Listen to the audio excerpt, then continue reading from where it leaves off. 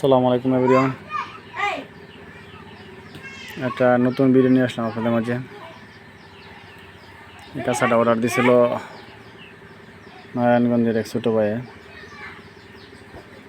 টাকা অগ্রিম পেমেন্ট করে দিছে।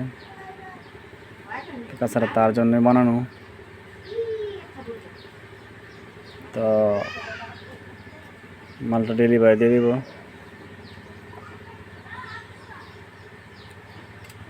যাদের কাঁচার প্রয়োজন ইনবক্সের নাম্বার দেওয়া থাকবে,